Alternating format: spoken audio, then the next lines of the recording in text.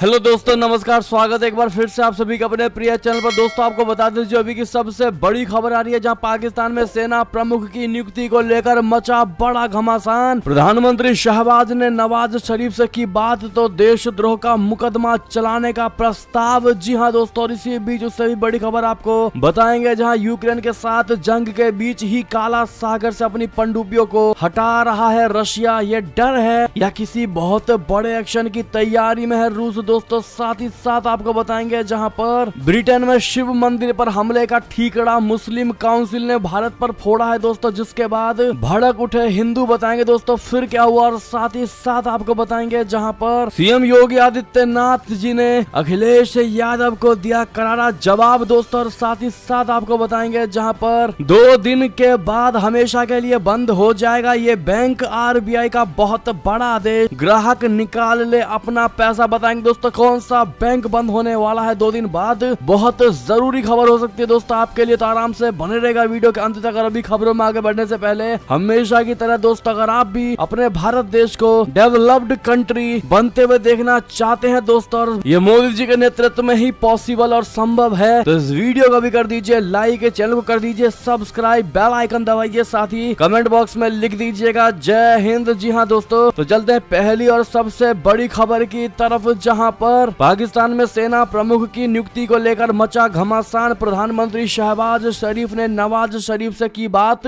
तो देशद्रोह का मुकदमा चलाने का प्रस्ताव। जी हां दोस्तों, नए सेना प्रमुख की नियुक्ति पर पीएम शहबाज शरीफ ने भगोड़े नवाज से ली है सलाह, लगा देशद्रोह का आरोप। बता दें पाकिस्तान के पंजाब प्रांत की विधानसभा ने प्रधानमंत्री शहबाज शरीफ के खिलाफ बहुमत से एक प्रस्ताव पारित किया, जिसमें नए सेना प्रमुख की नियुक्ति के संबंध में अपने भगोड़े बड़े भाई नवाज शरीफ से मशविरा करने के लिए देशद्रोह के आरोप के तहत मुकदमा चलाने की मांग की गई है दोस्तों। पंजाब के संसदीय कार्य मंत्री बशारत राजा ने संविधान के अनुच्छेद 6 बोले तो देशद्रोह के तहत प्रधानमंत्री शरीफ के खिलाफ कार्रवाई की मांग करते हुए सदन में प्रस्ताव पेश कर दिया है। पंजाब में पूर्व प्रधानमंत्री इमरान खान, नित पाकिस्तान तहरीक इंसाफ पार्टी और उसकी सहयोगी PMLQ का शासन है। जी हाँ दोस्तों, पारित प्रस्ताव में कहा गया है कि प्रधानमंत्री ने कुछ दिन पहले लंदन में एक भगोड़े नवाज शरीफ से नए सेना प्रमुख की नियुक्ति के संबंध में मशविरा किया, जो 3 बार पाकिस्तान के प्रधानमंत्री रह चुके हैं। प्रस्ताव के अनुसार ये मशविरा संवेदनशील जानकारी असंबंधित लोगों से साझा न करने की प्रधानमंत्री की शपथ का उल्लंघन है, बल्कि सेना जैसी संस्था का अपमान भी है। जी हाँ दोस्तों, ऐसे में इन जायज बातों को लेकर दोस्तों शहबाज शरीफ पर देशद्रोह के मुकदमा चलाने का बहुत बड़ा प्रस्ताव पास किया गया है। दोस्तों क्या लगता है आपको, शहबाज शरीफ ने नवाज शरीफ से राय मशवरा लेकर के दोस्तों बहुत बड़ी गलती नहीं कर दी? आपको जो भी लगता हो कमेंट में बताइएगा जरूर दोस्तों। और देशद्रोह का केस चलना चाहिए या नहीं? साथ ही दोस्तों बात कर अगली बड़ी खबर की, जहां पर यूक्रेन के साथ जंग के बीच ही काला सागर से अपनी पनडुब्बियों को हटा रहा है रूस। डर है या किसी बहुत बड़े एक्शन की तैयारी में है? बता दें रूस और यूक्रेन युद्ध के बीच ही यूके की तरफ से एक बहुत बड़ी जानकारी दी गई है। यूके की तरफ से जानकारी दी गई है कि रूस की नौसेना ने अपनी काला सागर बेड़े में शामिल कुछ पनडुब्बियों को किसी और जगह पर तैनात करना शुरू कर दिया है। जानकारी में कहा गया है कि रूसी नौसेना ने किलो क्लास की पनडुब्बियों को इस डर से हटाया है कि कहीं यूक्रेन की लंबी दूरी के हथियार उन्हें निशाना न बना दें। मंगलवार को डेली ब्रीफिंग में ब्रिटेन के रक्षा मंत्रालय की तरफ से इस बात के बारे में बताया गया है। मंत्रालय ने यह भी कहा है कि ये पनडुब्बियां निश्चित तौर पर रशिया की सीमा वाले कसनादोर कराई की तरफ भेजी गई है, ना कि क्रीमिया प्रायद्वीप में सेवस्तोपोल में स्थित रूसी नौसेना के बेस की तरफ इन्हें भेजा गया है। जी हां दोस्तों, रक्षा मंत्रालय की तरफ से कहा गया है कि खतरे के अंदेशे के चलते स्थानीय सुरक्षा के स्तर में रशिया द्वारा ये बदलाव किया गया है। यूक्रेन ने लंबी दूरी तक हमले करने की अपनी क्षमताओं में इजाफा कर दिया और यही वजह है कि इन पनडुब्बियों को हटा लिया गया है। जी हाँ दोस्तों, ऐसे में कहीं ना कहीं यूक्रेन का डर रशिया में होता नजर अवश्य आ रहा है। दोस्तों क्या लगता है आपको, क्या रशिया डर की वजह से ही दोस्तों पीछे हट रहा है, या फिर शेर की तरह 2 कदम पीछे लेके लंबी छलांग लगाएगा रूस? जो भी आपको लगता हो बताइएगा। और वीडियो जिन्होंने अभी तक लाइक नहीं किया प्लीज लाइक कर दीजिएगा और शेयर करना मत भूलेगा व्हाट्सएप फेसबुक पर। एक और बड़ी खबर की बात करें, जहां पर ब्रिटेन में शिव मंदिर पर हमले का ठीकरा मुस्लिम काउंसिल ने भारत पर फोड़ा, भड़क गए हिंदू। जी हाँ दोस्तों, भारत और पाकिस्तान के क्रिकेट मैच के बाद इंग्लैंड के लीसेस्टर में 2 समुदायों के तना चुनाव के बीच उग्रवादियों की भीड़ ने एक शिव मंदिर पर हमला करते हुए तोड़फोड़ और मंदिर के ऊपर लगे भगवा झंडे को भी नीचे गिरा दिया था। यूके में जहां एक तरफ महारानी एलिजाबेथ द्वितीय के निधन का शोक किया जा रहा है, वहां पर अचानक ऐसी नफरती घटना ने पूरे विश्व को हैरान कर दिया है दोस्तों। इसी बीच ब्रिटेन की मुस्लिम काउंसिल ने इस मामले में दक्षिणपंथी समूहों द्वारा मुस्लिम समुदाय को निशाना बनाने पर निंदा जताया है दोस्तों। मुस्लिम काउंसिल के सेक्रेटरी जनरल जारा मोहम्मद ने कहा कि भारत के दक्षिणपंथी समूहों की ओर से जो एजेंडा फैलाया गया है वो अब ब्रिटेन की सड़कों पर नजर आ रहा है। इसको लेकर कई समुदायों के लोग मेरे पास आकर पहले भी चिंता जता चुके हैं। इस एजेंडे से मुस्लिमों, सिखों और अन्य अल्पसंख्यकों को निशाना बनाया गया है दोस्तों, और जिस वजह से लीसेस्टर में दो समुदायों के बीच झगड़ा भड़क गया है। आप सभी को बता दें कि मुस्लिम काउंसिल ने दोस्तों भारत पर ये झूठे आरोप लगाए हैं और भारत का दक्षिणपंथी समूह को इसका बड़ा जिम्मेदार बताया है दोस्तों। बयान में मुस्लिम काउंसिल के सेक्रेटरी जनरल जारा मोहम्मद के हवाले से कहा गया है कि ये भारत के दक्षिणपंथी समूहों की ओर से जो एजेंडा फैलाया गया है वो अब ब्रिटेन की सड़कों पर नजर आ रहा है। ऐसे में दोस्तों आप सभी को बता दें कि मुस्लिम काउंसिल के इस बयान के बाद अपने भारत के नागरिक भड़क उठे हैं दोस्तों। उन्होंने काफी नाराजगी जाहिर की है। सौरभ दत्त नाम के यूजर ने ट्वीट करके काउंसिल की प्रेस रिलीज को एक शर्मनाक बताया है। आप ये ट्वीट भी देख पा रहे होंगे दोस्तों सौरभ दत्त का। तो वहीं एक यूजर सोनम महाजन ने कटाक्ष करते हुए कहा कि हाँ, लिस्टर में इस्लामी हिंसा का भी आरएसएस ही जिम्मेदार है। सोनम ने आगे कहा कि सिर्फ लिस्टर ही नहीं बल्कि पाकिस्तान में शिया और सुन्नियों के झगड़े, चाइना में मुसलमान और वामपंथियों, म्यांमार में मुस्लिम और बौद्ध, इजराइल में मुस्लिम और यहूदियों, ग्रीस, आर्मेनिया, तुर्की, फ्रांस और सूडान में मुस्लिम और ईसाई समुदाय के लोगों के झगड़े का भी जिम्मेदार आरएसएस ही है। यानी कि दोस्तों बहुत बड़ा कटाक्ष किया गया है अपने भारत की तरफ से इस मुस्लिम संगठन को दोस्तों, जिसने भारत पर ब्रिटेन में फैले हमले का ठीकरा फोड़ा। तो दोस्तों ऐसे में आप क्या जवाब देना चाहेंगे भारतीय होने के नाते दोस्तों, कमेंट में बताइएगा जरूर। जिस प्रकार से भारत पर इल्जाम लगाया जा रहा है वो भी बेबुनियाद और झूठे झूठे। एक तो दोस्तों ब्रिटेन में शिव मंदिर पर हमला किया गया है, झंडा उखाड़ कर फेंक दिया गया है दोस्तों, ऊपर से उल्टा भारत पर ही इसका इल्जाम लगाया जा रहा है दोस्तों। ऐसे में आपका जवाब तो बनता ही है दोस्तों। इस वीडियो को जितना ज्यादा हो सके शेयर कर दीजिएगा व्हाट्सएप, फेसबुक पर। एक और खबर की बात करें जहां पर पाकिस्तान से मुंह मोड़ चुका है चीन। सीपीसी को लेकर सामने आई बहुत बड़ी हकीकत। क्या अलग थलग पड़ा है पाकिस्तान, बताते पाकिस्तान के महत्वाकांक्षी चीन पाकिस्तान इकोनॉमिक कॉरिडोर यानी कि सीपीसी प्रोजेक्ट को लेकर दंग कर देने वाली खबर सामने आई है। इस प्रोजेक्ट को लेकर पाकिस्तान को चीन से मिलने वाली मदद अब बेहद कम हो गई है। मीडिया रिपोर्ट्स की माने तो सीपीसी प्रोजेक्ट से जुड़े रहस्यों को पाकिस्तानी सरकार दबाने की कोशिश कर रही है, फिर भी कभी कभार इस प्रोजेक्ट को लेकर रिपोर्ट सामने आ ही जाती है दोस्तों। अब कहा यह जा रहा है कि इस प्रोजेक्ट को आगे ले जाने में पाकिस्तान को गंभीर चुनौतियों का सामना करना पड़ रहा है, जो कि देश के बिजली क्षेत्र के विकास में एक बहुत बड़ी बाधा है। इनसाइड ओवर की रिपोर्ट के मुताबिक ये खामियां स्पष्ट रूप से इस बात को उजागर करती हैं कि चीन पाकिस्तान आर्थिक गलियारे प्रोजेक्ट से जुड़े कुछ प्रमुख मुद्दों को हल करने में असमर्थ रहा है, जिसके चलते चीन इस प्रोजेक्ट के लिए निवेश का प्रवाह कम करते जा रहा है। जी हाँ दोस्तों, और पाकिस्तान इस हकीकत को छुपाने में लगा हुआ है। पाकिस्तान द्वारा सीपीसी की वास्तविकता को गुप्त रखने के प्रयासों के बावजूद समय समय पर पाकिस्तानी सरकार के विभिन्न अंगों से पता चलता रहता है कि परियोजनाएं स्थानीय राजनीतिक हित और वैश्विक जांच का विषय बनती जा रही हैं। जी हाँ दोस्तों, ऐसे में क्या चीन को लेकर पाकिस्तान अलग थलग पड़ चुका है दोस्तों। एक और खबर की बात करें जहां अफगानिस्तान में है आतंकी मसूद अजहर। एफएटीएफ की बैठक से पहले बड़ी पाकिस्तान की टेंशन, बता दें यूनाइटेड नेशन द्वारा नामित आतंकवादी मसूद अजहर माना जा रहा है कि अफगानिस्तान में है। ऐसी कई रिपोर्ट सामने आई है जिसमें आतंकी मसूद अजहर के अफगानिस्तान में होने के दावे किए गए हैं दोस्तों। अजहर पाकिस्तान के लिए गले का फंदा बना हुआ है। अगले महीने फाइनेंशियल एक्शन टास्क फोर्स की बैठक है और इससे पहले पाकिस्तान दबाव में है कि वो मसूद अजहर पर कार्रवाई करे। अगर ऐसा नहीं होता है तो पाकिस्तान एक बार फिर एफएटीएफ की लिस्ट में बना रह सकता है, जिससे देश की अर्थव्यवस्था और ज्यादा चौपट हो सकती है। मसूद अजहर को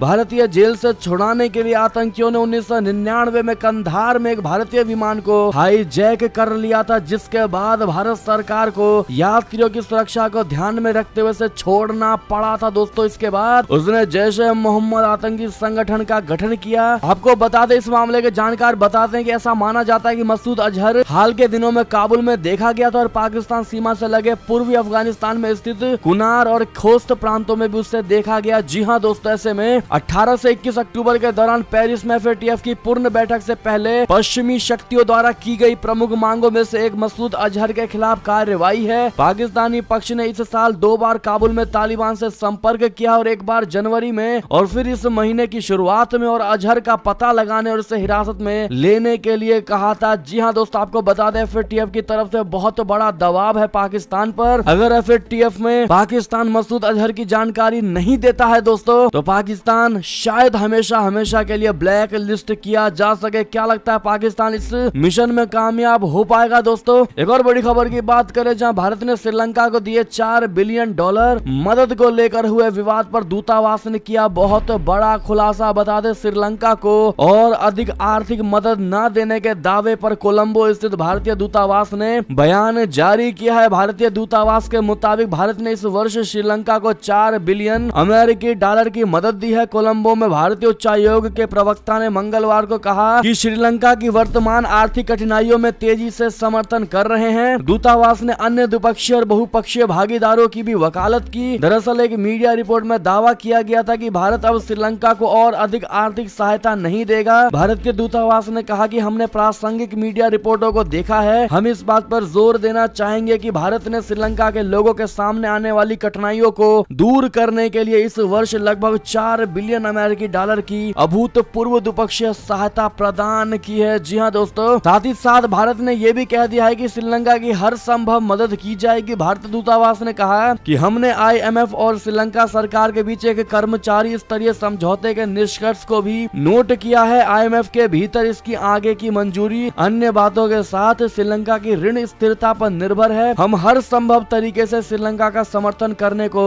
तैयार हैं। लेकिन दोस्तों, आप सभी को बता दें कि भारत ने ऐसी स्थिति में श्रीलंका की मदद की है दोस्तों, जिस स्थिति में कोई भी देश मदद करने श्रीलंका की नहीं आया। अगर भारत मदद नहीं करता तो आज श्रीलंका घुटनों के बल से भी नीचे गिर चुका होता दोस्तों, और आज भारत ने उसको खड़ा किया। लेकिन उसके बावजूद भी श्रीलंका का झुकाव दोस्तों चीन की तरफ कम होता नजर नहीं आया है। और हम्बनटोटा पोर्ट तो आप सभी को याद होगा दोस्तों, जहां पर भारत के मना करने के बावजूद भी चीनी पोर्ट को वहां खड़ा होने दिया गया था। ऐसे में दोस्तों अब आपकी जो भी राय हो श्रीलंका को लेकर बताइएगा जरूर। अगर यही स्थिति रही तो क्या भारत को आगे मदद करनी चाहिए श्रीलंका की या बिल्कुल नहीं, कमेंट में जरूर लिखिएगा दोस्तों एक सच्चे भारतीय नागरिक होने के नाते। एक और बड़ी खबर की बात करें, जहां पैगंबर मोहम्मद को लेकर मिस्र ने किया ऐसा दावा, भड़क जाएगा सऊदी अरबिया। बता दें मिस्र के रहने वाले एक पुरातत्वविद ने इस्लाम धर्म के आखिरी नबी कहे जाने वाले पैगंबर मोहम्मद को लेकर एक ऐसा दावा कर दिया है जो शायद सऊदी अरब समेत कई देशों के मुस्लिमों को पसंद न आए। मिस्र के पुरातत्वविद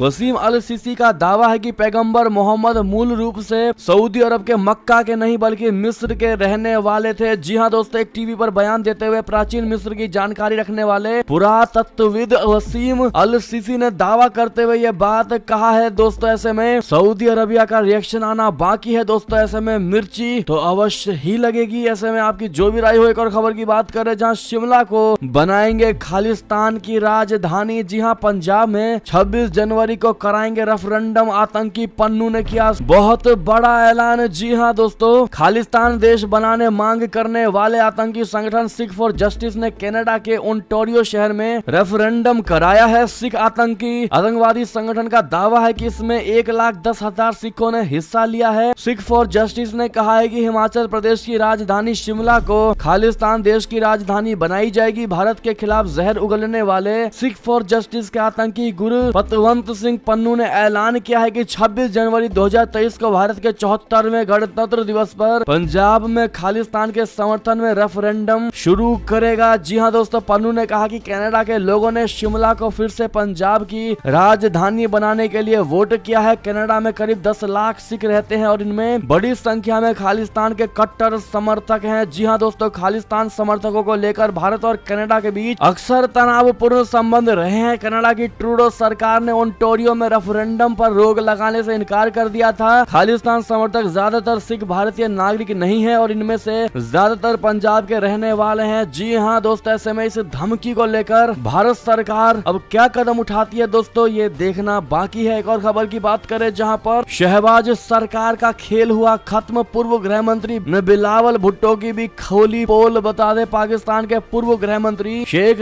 राशिद अहमद ने पाकिस्तान में बिगड़ती आर्थिक स्थिति के लिए शहबाज शरीफ के नेतृत्व वाली सरकार की खिंचाई की और कहा कि अब इस सरकार का खेल खत्म हो गया है। उन्होंने विदेश मंत्री बिलावल भुट्टो पर ऑफिस तक नहीं जाने का आरोप लगाया है। उन्होंने अंदेशा जताया है कि श्रीलंका की तरह कहीं पाकिस्तान का भी पतन न हो जाए। राशिद ने ट्विटर पर लिखा, खुदा ही जानता है कि सुप्रीम कोर्ट सरकार के भ्रष्टाचार के 150 संदर्भों को बहाल करेगा। उन्होंने कहा कि NAB संशोधनों को अमान्य कर दिया जाएगा और 1 करोड़ विदेशी पाकिस्तानियों को वोट देने का अधिकार मिल जाएगा। जी हाँ दोस्तों, डॉन की रिपोर्ट के अनुसार पाकिस्तानी पीपुल्स पार्टी बोले तो PPP के अध्यक्ष बिलावल भुट्टो जरदारी पर तीखा प्रहार करते हुए पूर्व गृह मंत्री शेख राशिद ने कहा कि भुट्टो मेहमान की तरह आते हैं और अपने कार्यालय तक की शक्ल नहीं देखते। बाद के एक ट्वीट में उन्होंने कहा कि पाकिस्तान पर अत्यधिक महंगाई का बोझ है। राशिद ने दावा किया है कि पेट्रोल माफिया ने सरकार को 3 दिनों के लिए ईंधन की कीमतें कम करने में रोका था। एक और खबर की बात करें दोस्तों, जहां पर यूक्रेन के डोनेट्स और लुहांस बनेंगे रशिया का क्या हिस्सा, पुतिन सरकार कराएगी वोटिंग। बता दें, यूक्रेन के 2 शहरों डोनेट्स और लुहांस को रशिया का हिस्सा बनाया जाएगा। इसके लिए शुक्रवार से वोटिंग होगी। गौरतलब है कि रूस के राष्ट्रपति व्लादिमीर पुतिन ने यूक्रेन के इन 2 शहरों को स्वतंत्र क्षेत्रों के तौर पर पहचान देने की बात कहते हुए यूक्रेन के खिलाफ जंग की शुरुआत की थी। पूर्वी यूक्रेन में रशिया की सीमा से लगे डोनेट्स की गिनती एक समय यूक्रेन के सबसे बड़े औद्योगिक क्षेत्र के तौर पर होती थी। ये डोनबास राज्य का मुख्य शहर है दोस्तों, जहां कई अहम खनिजों का भंडार है। ये शहर यूक्रेन के बड़े स्टील उत्पादकों में से एक है दोस्तों, और इसे स्टील उत्पादक केंद्र भी कहा जाता है। यहाँ की जनसंख्या करीब 20 लाख है। तो वहीं लुहांस, जिसे पहले वोरोशिलोवोद्राग नाम से जाना जाता था, यूक्रेन के लिए कोयले का अहम भंडार है। और खबर की बात करें, जहां पर रशिया के हथियारों से पुतिन की सेना पर भीषण हमले कर रहा है यूक्रेन। T-72 टैंक बन रहे हैं इनके लिए काल। बता दें, यूक्रेन उत्तर पूर्वी क्षेत्र पर अपनी ताकत बढ़त को मजबूत करने के लिए रशिया के पकड़े गए टैंकों को तैनात कर रहा है। ये दावा अमेरिका के एक थिंक टैंक ने किया है दोस्तों। वहीं कीव ने उन क्षेत्रों पर आगे बढ़ने का संकल्प लिया है जिन पर रूस ने कब्जा कर लिया है। वॉशिंगटन स्थित institute for study of war ने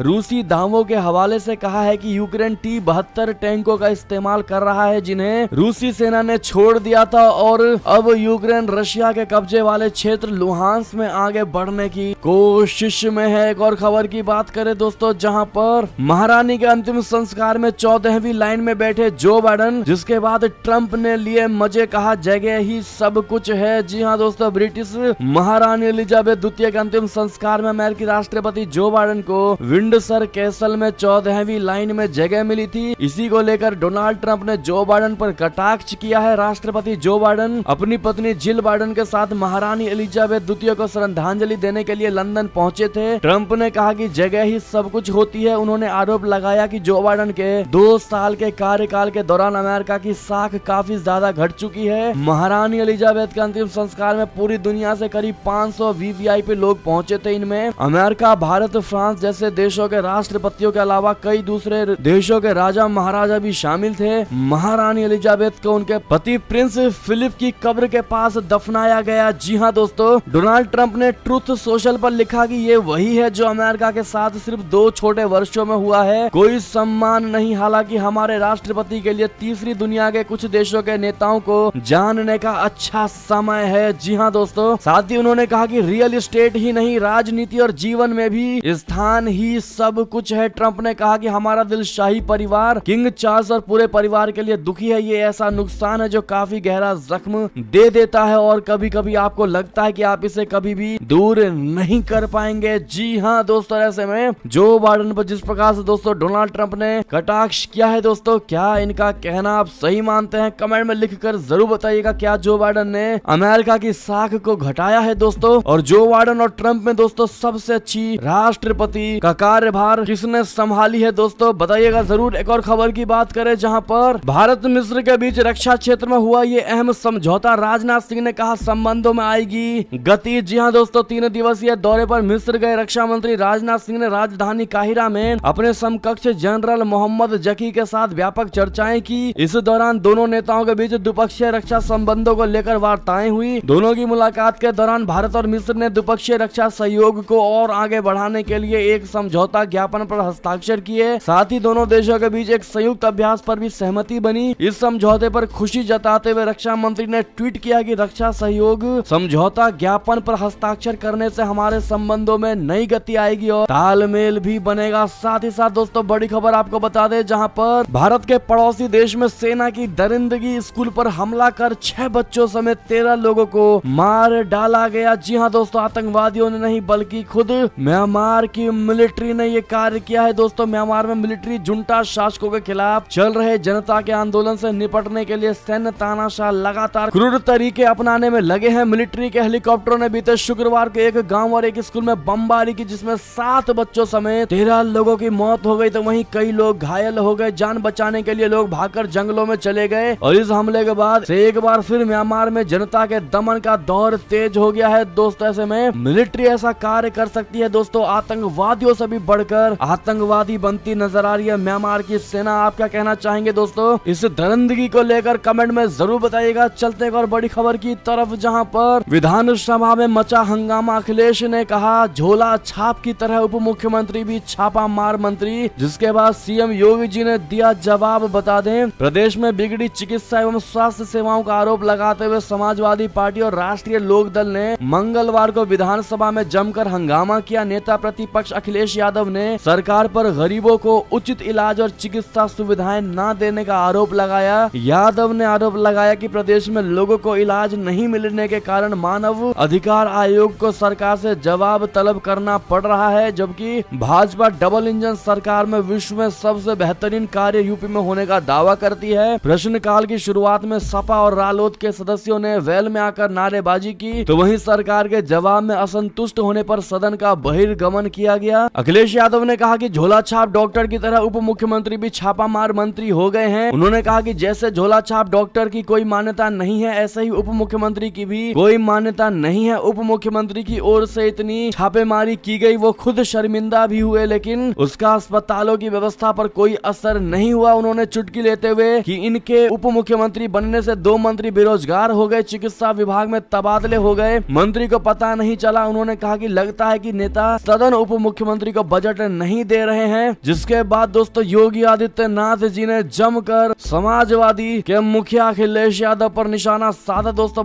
मुख्यमंत्री योगी आदित्यनाथ जी ने कहा कि सपा शासन के बाद उन्हें विरासत में मिली चिकित्सा एवं स्वास्थ्य सेवाओं की विकृति को केंद्र व प्रदेश की डबल इंजन की भाजपा सरकार सुधार रही है। मंगलवार को विधानसभा में नेता प्रतिपक्ष अखिलेश यादव के आरोपों पर पलटवार करते हुए मुख्यमंत्री ने नेता प्रतिपक्ष के आरोपों को सिरे से खारिज करते हुए कहा कि सपा और सच एक नदी के 2 किनारे हैं जो कभी एक नहीं हो सकते। उन्होंने कहा कि चिकित्सा एवं स्वास्थ्य, शिक्षा, रोजगार सहित हर क्षेत्र में बेहतरीन काम कर रही है। ऐसे में नेता प्रतिपक्ष यदि सहयोग नहीं कर सकते तो अड़ंगा भी ना लगाएं। जी हाँ दोस्तों, ऐसे में सदन में दोस्तों अखिलेश यादव की बौखलाहट आप आसानी से देख सकेंगे। एक और खबर की बात करें, जहां पर सामने जब लगने लगे मोदी मोदी के नारे, अरविंद केजरीवाल का ऐसा था रिएक्शन। जी हाँ दोस्तों, गुजरात में विधानसभा चुनाव की तैयारियों को लेकर आम आदमी पार्टी के संयोजक और दिल्ली के मुख्यमंत्री अरविंद केजरीवाल मंगलवार को एक बार फिर वडोदरा पहुंचे। हालांकि एयरपोर्ट पर उनके सामने कुछ लोगों ने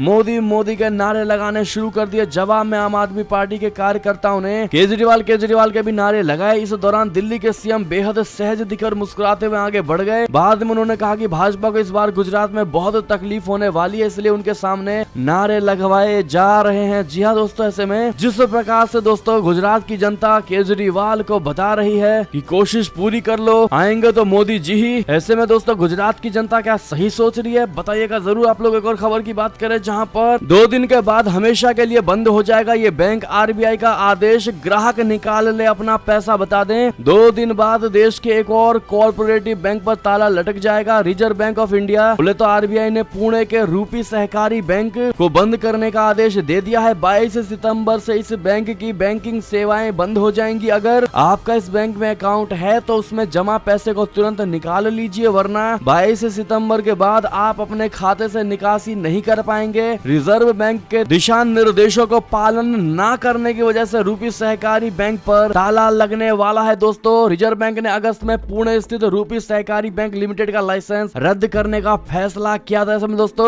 अगर आपका इस बैंक में अकाउंट है तो अपना पूरा पैसा अवश्य निकाल लीजिएगा। आज और कल तक का आपके पास समय बचा हुआ है। जी हाँ दोस्तों, और जिन जिनका इस बैंक में अकाउंट नहीं है वो कमेंट में लिखकर जरूर बताइएगा। एक और खबर की बात करें, जहां नवरात्रि में लाखों यात्रियों को ट्रेन में मिलेगी खास सुविधा, सुनकर हो जाएंगे खुश। दरअसल नवरात्रि नवरात्रि में ट्रेन में सफर करने वालों के लिए बहुत बड़ी खुशखबरी है। अगर आपको भी इस नवरात्रि ट्रेन से ट्रेवल करना है तो आपको अब खाने की टेंशन लेने की जरूरत नहीं। रेलवे की ओर से यात्रियों को व्रत में स्पेशल थाली की सुविधा मिलेगी। फेस्टिव सीजन में रेलवे की ओर से यात्रियों के लिए खास सुविधा शुरू की गई है। दोस्तों IRCTC ने इस बारे में जानकारी सभी को दे दिया है, यानी कि नवरात्रि में यात्रियों को ट्रेन में बिना प्याज लहसुन व व्रत के नमक वाला खाना मिलेगा। जी हाँ दोस्तों, और ये सुविधा करीब 400 स्टेशनों पर उपलब्ध करवाई जाएगी। और इस थाली की सुविधा के लिए आप बोले तो यात्री 1323 पर कॉल कर सकते हैं, यानी 1323 पर। बाकी इनकी कीमत हमने स्क्रीन पर दे दिया है दोस्तों, आप देख ही पा रहे होंगे। इसी बीच ये थी अब तक की सारी बड़ी खबरें। आपको हमारी खबर कैसी लगी दोस्तों? आशा करता हूँ बहुत अच्छी लगी होगी। अगर थोड़ी भी अच्छी लगी है तो इस वीडियो को भी कर दीजिए लाइक, चैनल को कर दीजिए सब्सक्राइब, बेल आइकन दबाइए, साथ ही कमेंट बॉक्स में लिख दीजिएगा जय हिंद जय भारत। तो मिलते हैं आप अगली बड़ी खबर में दोस्तों, तब तक अपना ख्याल रखिएगा। आप सभी का बहुत बहुत धन्यवाद साथ देने के लिए, साथ बने रहने के लिए। और खबरों का सिलसिला लगातार हमारे चैनल पर जारी है, तो अपडेट रहना बिल्कुल मत भूलिएगा। अगली बड़ी खबर का इंतजार करिएगा। हम मिलते हैं आपसे अगली बड़ी खबर में, तब तक आप सभी का बहुत बहुत धन्यवाद। जय हिंद जय भारत, जय श्री राम, वंदे मातरम, हर हर महादेव।